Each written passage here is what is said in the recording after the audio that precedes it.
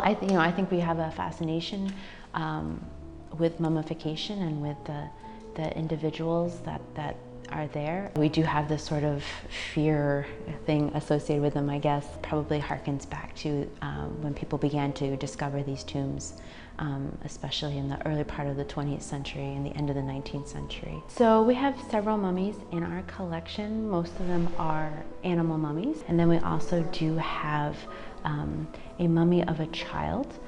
They all come from Egypt. The heart is left in the body because the Egyptians understood that the heart was the seat of someone's knowledge and personality, and you would need that in the afterlife when you were judged. They would pack your body with natron, which would help to draw the moisture out of your body.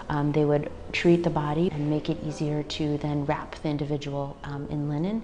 And in these linen wrappings, they would also add some prayers, write the person's name. We have tried to recreate the tomb that the child may have been buried in, so with some grave goods, and we have a display here with some toys too. We did have CT scan done of the mummy, so there was a student who was doing research here who wanted to know more about our child mummy. The student arranged for the mummy to undergo CT scan at the university hospital.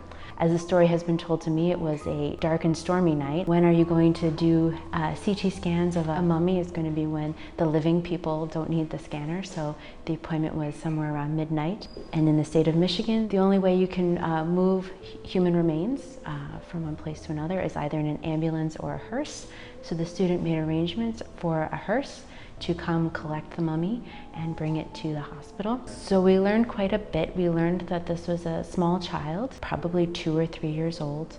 We discovered that the mummy has 6 fingers on its left hand and had a broken a leg, which was beginning to heal, so it may not have been what caused death. So we collected the CT scan, and then the student was able to make a 3D resin model from the skull, the images of the skull of the mummy. Please come visit us. We are open Tuesday through Sunday. We are free. We do have public tours every Saturday at 2 o'clock. So happy Halloween, go blue.